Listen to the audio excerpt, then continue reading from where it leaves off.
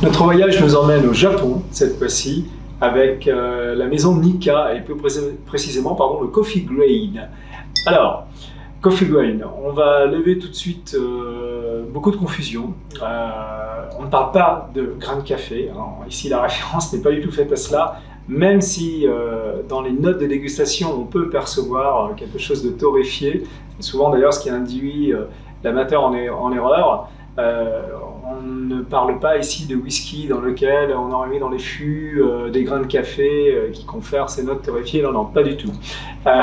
L'explication est beaucoup plus, on va dire, historique que cela.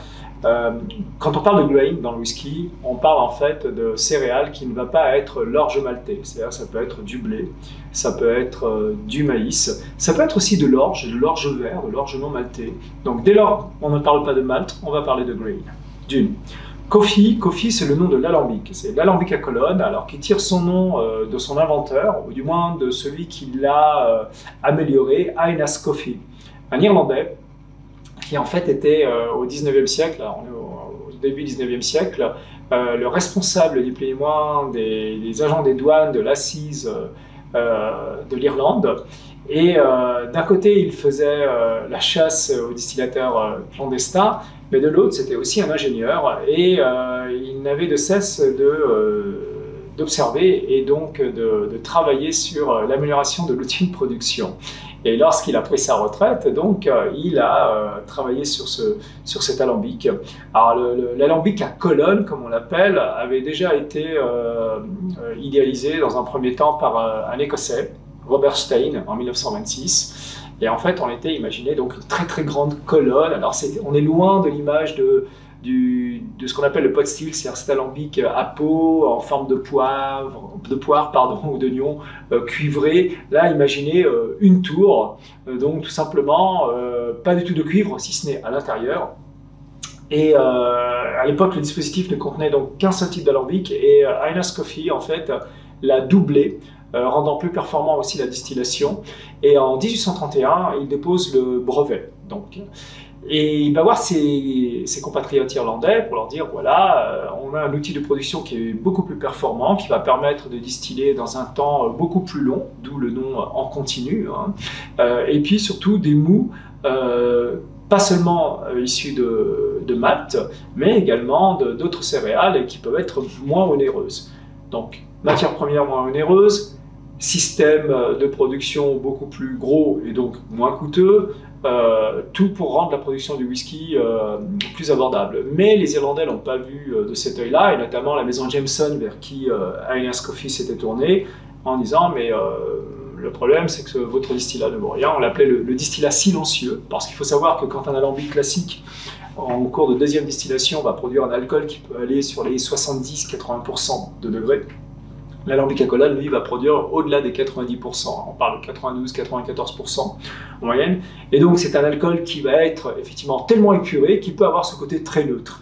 Et donc, il ne sent pas grand-chose, hein, d'où le terme d'alcool silencieux. Donc, les Irlandais bottent en touche, Ainas Coffey ne s'est pas démonté et va voir les cousins écossais. Et là, les Écossais qui, eux, faisaient un whisky à partir d'alambic traditionnel, mais qui était encore trop rustique pour le palais britannique, on voit tout de suite leur intérêt. On est d'une part, on a là un outil qui va nous permettre de produire à moindre coût, gros volume, mais surtout qui va permettre de donner un distillat qui va vieillir, qui va contrer la rusticité du malt en faisant les assemblages. En fait, c'est comme ça que l'assemblage est né. Et aujourd'hui, enfin, l'industrie du whisky moderne, en fait, elle découle de l'invention de l'alambic à colonne, donc le coffee still. Alors, on va revenir au Japon. Vous savez très bien qu'au Japon, on aime bien concilier la tradition et la modernité. Eh bien, c'est ce que va faire Nikka, c'est-à-dire qu'en 1963, Masataka Taketsuru, le père du whisky japonais et le fondateur de Nikka, va ramener d'Écosse, va acheter d'Écosse deux alambics qui sont vraiment les répliques exactes du modèle d'Ainas Coffey. Deux alambics pour produire du whisky de grain, mais aussi du whisky de malt. Ça, c'est aussi quelque chose qui se faisait également en Écosse. On l'a abandonné parce que simplement les producteurs et la législation, ils ne s'étaient pas mis d'accord sur l'appellation whisky. On disait non, un whisky de Malte, ça doit être forcément élaboré à partir d'alambics traditionnels en pot. Donc, les Japonais, eux, ça les arrête pas. Et en 1999, alors les alambics étaient sur le site de Nishinomiya, dans l'île principale du Japon, Honshu, ont été déménagés à la distillerie Miyagikyo. Simplement pourquoi? Parce que Nishinomiya, on était quand même sur des zones assez sensibles en termes de séisme. Le Japon, de toute façon, est sensible d'ailleurs en termes de séisme un peu partout. Mais c'était quand même risqué et Nikka a donc délocalisé les alambics pour les mettre à la distillerie qui produit du malt, qui produisait déjà du malt, Miyagikyo. Voilà, pour la petite histoire. Le premier single cask, c'est-à-dire le fût unique et brut de fût, donc cask strength de Coffey Grain, a vu le jour en 2005. Il avait été importé par la maison du whisky. Et devant le succès, on a continué d'importer annuellement des fûts uniques de Coffey Grain.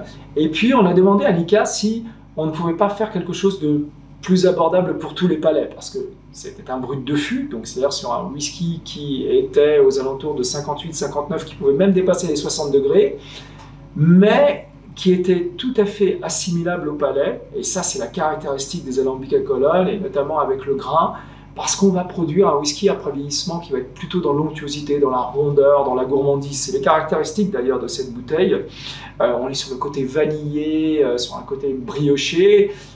C'est un whisky qui peut plaire aux amateurs de Bourbon d'ailleurs. Moi je trouve que le Coffey Grain c'est vraiment le trait d'union entre les amateurs de Malte et les amateurs de Bourbon. On peut passer d'un monde à l'autre grâce à ce whisky.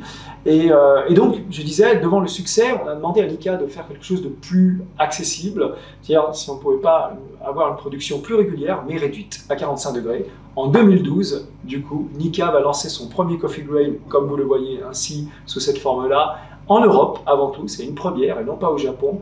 Et devant le succès remporté par le marché européen, en 2013, il va le lancer au Japon. Voilà.